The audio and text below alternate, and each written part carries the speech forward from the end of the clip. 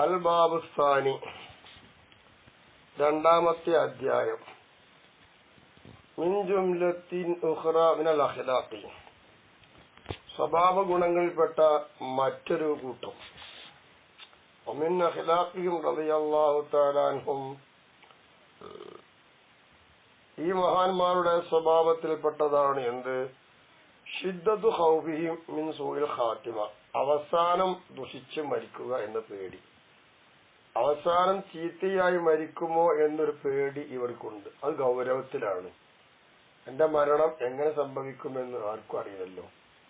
എന്റെ മരണം നല്ലതായി കിട്ടണം, പക്ഷെ അവസാനം ചീത്തയായി മരിക്കുമോ എന്നൊരു പേടി കൂടുതലാണ്. വൽ ഇയാദു ബില്ലാഹി തആല, കാവൽ അല്ലാഹുവിനെ കൊണ്ട് മാത്രമാണ് പടച്ചോട് ചോദിക്കുക. വലൗ കാന അഹദുഹും അലാ ഇബാദത്തി സഖലൈനി, ഈ പറഞ്ഞ മഹാന്മാരൊക്കെ ജിന്നി ഇൻസ് വർഗത്തിൽ ആരാധിക്കുന്ന ആൾക്കാർ അത്തരം ഇബാദത്തുകൾ ചെയ്യുന്നുണ്ടെന്ന് വെച്ചോ, എന്നാലും പേടി മാറൂല. അങ്ങനെ പേടി വേണല്ലോ. വദാലിക, അങ്ങനെ പേടി ഉണ്ടാവാൻ കാരണം എന്താണ്? അന്നല്ലാഹു തആല യഫ്അലു മാ യശാ, അല്ലാഹ് ഉദ്ദേശിച്ചതൊക്കെ അല്ലാഹ് ചെയ്യും. അല്ലാഹുവിന്റെ മശിയത്ത് പോലെ നടക്കുള്ളൂ. അല്ലാഹ് രാജാവല്ലേ. രാജാവിനെ ചോദ്യം ചെയ്യാൻ ആരെക്കൊണ്ടും പറ്റുകയില്ല. പ്രജകൾ അംഗീകരിക്കുക. അപ്പൊ അള്ളാന്റെ തീരുമാനം പോലൊക്കെ നടക്കും. ഇതാലോചിക്കുമ്പോൾ ആ പേടി. എത്തരത്തിൽ സൃഷ്ടിയൊന്നും ആരുടെ കൂടെയും ഇല്ല. ഇൽമും ബിഖാതിമതി അലാ വജ്ഹിൽ ജസ്മി, അവന്റെ അന്ത്യം ഉറപ്പിച്ചു പറയാൻ പറ്റുന്ന ഒരു വഴിയുള്ള അറിവില്ല. എന്റെ അന്ത്യം ഞാൻ മോമിനായിട്ട് തന്നെ മരിക്കോളെന്ന് ഉറപ്പ് പറയാൻ ആരെ കൊണ്ട് കഴിയും? അങ്ങനെ ഉറപ്പുള്ള ആർക്കും കൂടെ ഇല്ല. ഇന്നമാ വായത്ത് അംരി അഹദിഹിം, അവരിൽ ഈ പറഞ്ഞ ആളുകളിൽ നിന്ന് അവസാനം അറ്റം കാര്യം എന്ന അവസാനത്തെ കാര്യം ഹുസ്നുല്ലി ബി റബ്ബിഹി അസ്സ വജല്ല ഫീ ഹാലത്തി റാഹിനത്തി ഫഖത്ത്, നമ്മളെ അവസ്ഥ എന്താണെന്ന് പണയത്തിൽ കിടക്കുകയാണ്. നമുക്ക് പറയാൻ പറ്റൂല. ഇങ്ങനത്തെ ഒരു അവസ്ഥയിൽ നമുക്ക് എന്ത് വിചാരിക്കാൻ പറ്റുള്ളൂ? അള്ളാഹുവിനെ കൊണ്ട് നല്ലതായൊരു ധാരണ, നല്ലൊരു വിചാരം, ഇതേ പറ്റുകയുള്ളൂ. അള്ളാഹ് നമ്മളെ മോമിനായി മരിപ്പിക്കും. അള്ളാഹ് പറഞ്ഞത് കേട്ടാൽ അങ്ങനെ ഉണ്ടാവുക, ആ ഒരു സന്തോഷം. അള്ളാഹു തആല മറ്റൊന്നും ചെയ്യൂല, അങ്ങനത്തെ പോലെ ചെയ്യുള്ളൂ. അത് മരിപ്പിക്കൊണ്ടത് അങ്ങനെ മരിപ്പിക്കും. ഇബാദത്തുമായി അള്ളാഹിന്റെ ഇഷ്ടത്തിൽ ജീവിക്കുന്ന അടിയങ്ങൾക്ക് വിശ്വസിക്കാം, പ്രതീക്ഷിക്കാം, അള്ളാഹ് നമ്മളെ മോമിനായിട്ട് മരിപ്പിക്കും എന്നൊരു നല്ലൊരു ധാരണ വെക്കുക എന്നല്ലാതെ മറ്റൊന്നുമില്ല. വലൈസ മഅഹു ഇൽമുൻ ബിദവാമി ഷഹാദത്തൈനി മഅഹു ഹത്താ തത്റുഅ റൂഹു അലൈഹ, അവന്റെ റൂഹ് വെളിപ്പെട്ട് പുറത്തു പോകുന്നത് വരെ അവന്റെ കൂടെ ഈ രണ്ട് ഷഹാദത്ത് എന്നും ഉണ്ടാകും എന്ന വല്ല ഉറപ്പാക്കിയതിനുണ്ടോ? എത്ര ആൾ ഇസ്ലാമെന്ന് പുറത്തു പോകുന്നുണ്ട്. അപ്പൊ ഷഹാദത്തേനി കലിമ, രണ്ട് ഷഹാദത്ത് കലിമ, അത് എന്നും അവന്റെ കൂടെ ഉണ്ടാകുന്നൊരു ഉറപ്പാർക്കും ഇല്ല. ഉണ്ടെങ്കിൽ തീരുമാനിക്കാനില്ലല്ലോ. നോക്കം തെളിവായിട്ട് പറയാൻ ഉറപ്പില്ലാത്തീന് അത് ദവാമാണെന്ന് ഉറപ്പില്ലല്ലോ. ഫഖദ് വറദ ഹദീസ്, ഹദീസിൽ വന്നിട്ടുണ്ട് എന്ത്? ഇന്ന അഹദക്കും ല യഅമലു ബി അമലി അഹ്ലിൽ ജന്ന ഹത്താ മാ യകൂനു ബൈനഹു വ ബൈനഹാ ഇല്ലാ ദിറാഉൻ ഫയസ്തിഖു അലൈഹിൽ കിതാബു ഫയഅമലു ബി അമലി അഹ്ലിൻ നാരി വയദ്ഖുലുഹാ. ഇന്ന അഹദക്കും, നിശ്ചയമായിട്ട് നിങ്ങൾ ഒരാള്, ല യഅമലു ബി അമലി അഹ്ലിൽ ജന്നത്തി, സ്വർഗത്തിന്റെ അഹിലുകാർ ചെയ്യുന്ന എല്ലാ കർമ്മം ചെയ്തുകൊണ്ടേയിരിക്കും. ഹത്താ മാ യകൂന ബൈനഹു വ ബൈനഹാ, അങ്ങനെ അമൽ ചെയ്ത് അവസാനം മരിക്കുകയാണെങ്കിൽ അവന്റെയും സ്വർഗത്തിന്റെയും ഇടയിൽ ഉണ്ടാവുന്നത് എത്രയുള്ളൂ? ഇല്ലാതിറ, ഒരു മുഴം, അങ്ങനെ മാത്രമേ ഉള്ളൂ. അത്രത്തോളം സ്വർഗത്തിനോട് അടുത്തു പോയി. അങ്ങനെ ഇരിക്കുമ്പോൾ അള്ളാഹുവിന്റെ തീരുമാനം മാറും. അള്ളാഹ് തീരുമാനിച്ചതല്ലേ, ആ തീരുമാനം നടക്കും. അപ്പൊ യസ്തിഖു അലൈഹിൽ കിതാബു, അങ്ങനെ അള്ളാഹ് തീരുമാനിച്ച എഴുത്ത് അവന്റെ മേൽ മുൻകടക്കും. ഫയഅമലു ബി അമലി അഹ്ലിൻ നാർ, അങ്ങനെ നരകത്തിൽ പോകേണ്ട ആൾക്കാർ ചെയ്യുന്ന കർമ്മങ്ങൾ ഇവൻ ചെയ്യും. അപ്പൊ സ്വർഗത്തിന്റെ അഹരികാർ ചെയ്ത എല്ലാ കർമ്മവും പോയി. അപ്പൊ നരകക്കാർ ചെയ്യുന്ന കർമ്മമാര് ചെയ്തു പോവുകയാണ്. അങ്ങനെ പോയി അത് ഒരു അവസാനം അവൻ നരകത്തിലേക്ക് കടക്കും. ഇതാണ് ഒരു മനുഷ്യന്റെ അവസ്ഥ. വരിക ആർക്കും പറയാൻ പറ്റുകയില്ലല്ലോ. അള്ളാഹ് ചോദിക്കുക. അപ്പൊ അള്ളാഹു തആല തീരുമാനിച്ചതെന്തോ അതേ നടക്കുള്ളൂ.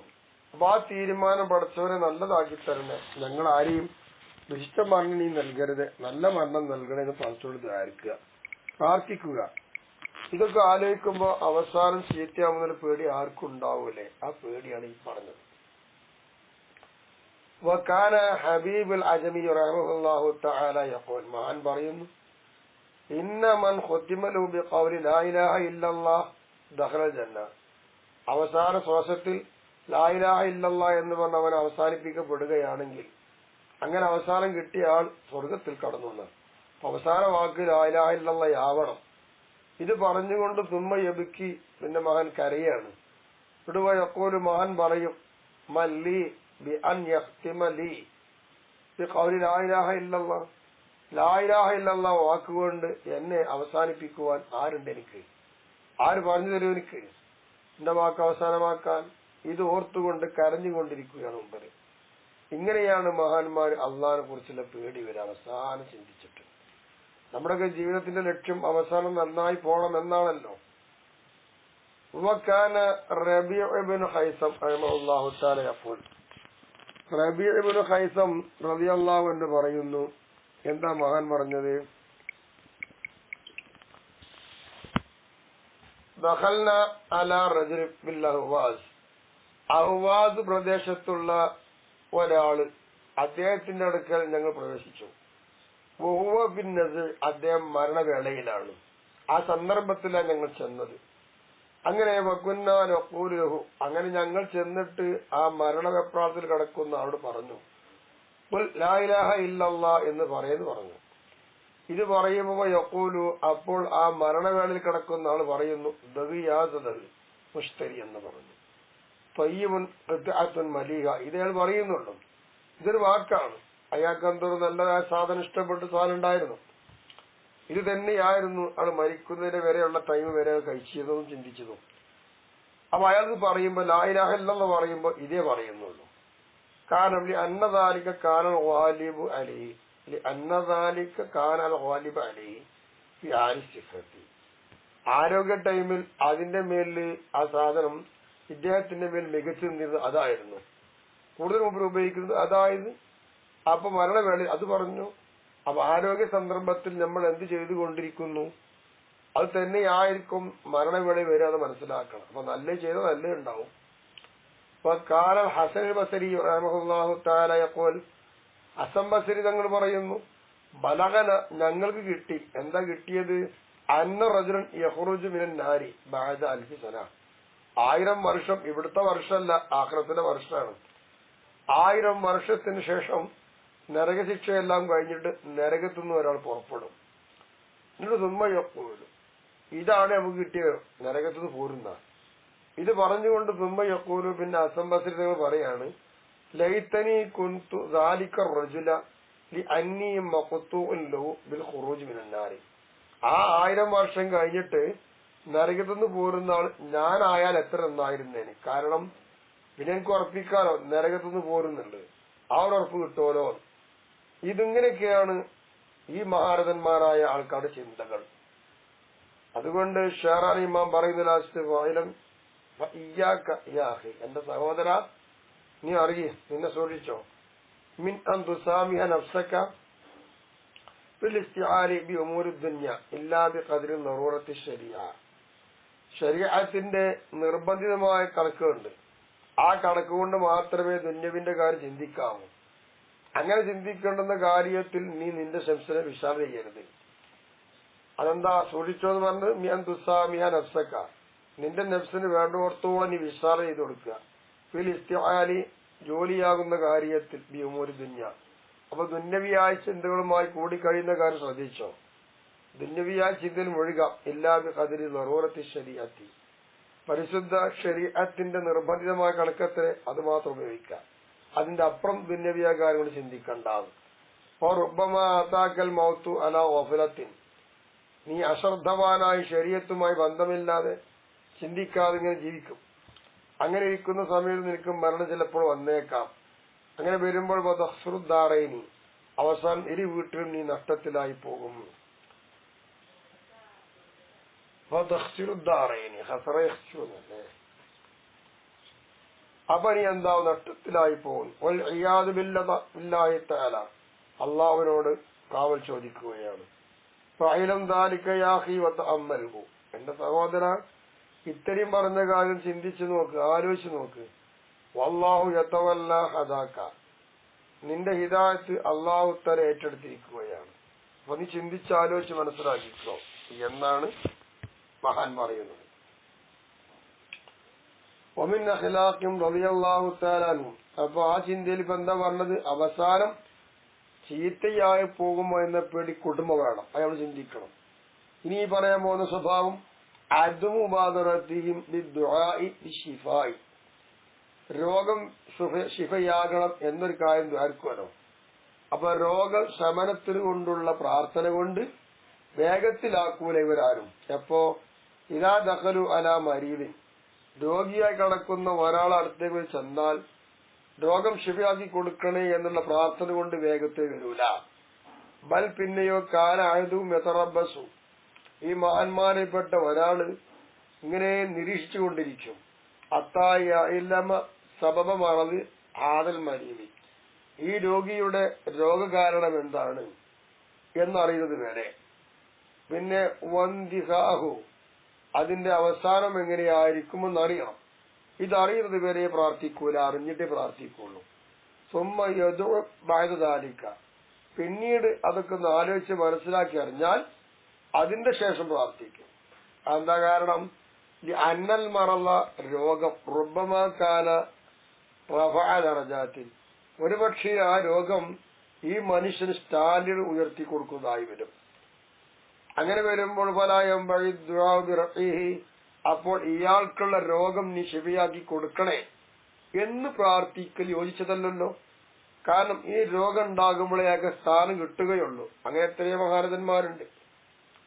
ആ രോഗത്തിൽ കിടന്നാൽ സ്ഥാനം കിട്ടുന്ന സ്ഥാനം അതില്ലാതെയാക്കാനാണ് പ്രാർത്ഥിക്കുന്നതെങ്കിൽ ശരിയാവില്ല. അവ രോഗം ശിഫയാക്കി കൊടുക്കാൻ പ്രാർത്ഥിക്കാൻ പറ്റൂല. ഫകദാലിക, അതേ പ്രകാരം തന്നെയാണ് അൽ ഖൗലു ഫീ, അതിലുള്ള വാക്ക്. ഇതാ കാന ഉഖൂബത്തൻ, ഇനി ആ മനുഷ്യൻ രോഗം കാരണം ശിക്ഷയാണ് അനുഭവിക്കുന്നത് എങ്കിൽ വല്ലൗല, അപ്പോൾ ഏറ്റവും നല്ലത് ഐ യസ്ബിറ ആബിദു, ഈ ആബിദായ മനുഷ്യൻ എന്ത് വേണം? ക്ഷമിക്കലാണ്. ഹത്താ തബ്ലുൽ ഉഖൂബത്തു ഹദ്ദഹ, ഒരു ശിക്ഷ അതിന്റെ അതിർത്തിയുണ്ട്. ആ അതിർത്തി ശിക്ഷ എത്തുന്നത് വരെ, അതിന്റെ അതിർത്തി എത്തട്ടെ, അതുവരെ ആബിദായ ആൾ എന്ത് വേണം? ക്ഷമിച്ചുകൊണ്ടിരിക്കുകയാണ് വേണ്ടത്. അദബൻ മഅ അല്ലാഹി തആല, അള്ളാന്റെ കൂടെയുള്ള മര്യാദക്ക് വേണ്ടി അങ്ങനെയാണ് വേണ്ടത്. സ്റ്റാൻഡേർഡ് ആണെങ്കിൽ അങ്ങനെ ഉയരട്ടെ, അല്ല ശിക്ഷയാണെങ്കിലും കഴിയട്ടെ. ഇങ്ങനെയൊക്കെ ആയതുകൊണ്ടാണ് അവർ പെട്ടെന്ന് പ്രാർത്ഥിക്കാത്തത്.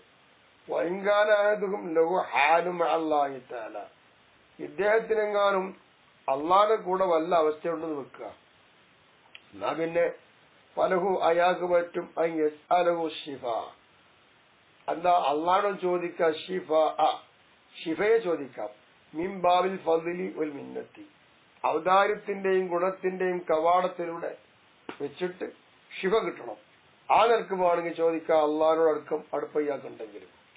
ഫഅലം ദാലിക യാ അഖി, എന്റെ സഹോദര, നീ ഈ കാര്യം ഒന്ന് അറിയണം. വൽഹംദുലില്ലാഹി റബ്ബിൽ ആലമീൻ, സർവസ്തുതിയും അള്ളാഹ്ക്ക് മാത്രമുള്ളതാണ്. അപ്പൊ ഇങ്ങനെയാണ് നമ്മൾ ചിന്തിക്കേണ്ടത്. അപ്പൊ പെട്ടെന്ന് ദ്വാരിക്കല്ല വേണ്ടത് എന്നാണ് ഇവരുടെ മദ്ഹബ്. നമ്മൾ ദ്വാരിക്കണ്ട എന്ന് പറഞ്ഞിട്ടില്ല. ഈ ഒരു നിലപാടിലേക്ക് എത്തി ചിന്തിച്ചു കഴിഞ്ഞാൽ അങ്ങനെയാണ് ഉണ്ടാവുക. കാരണം രോഗം കൊണ്ട് പാപമോചനമുണ്ട്, സ്റ്റാൻഡേർഡുകൾ ഉയർത്തൽ പരിപാടി രണ്ടും ആയാൽ ഗുണകരമല്ലേ അടിമക്ക്? ആ ഗുണകരം ഇല്ലാതെയാകൂലെ പ്രാർത്ഥിച്ച് രോഗശിഫയാക്കുക എന്ന് പറയും. അതുകൊണ്ടാണ് പറഞ്ഞത്.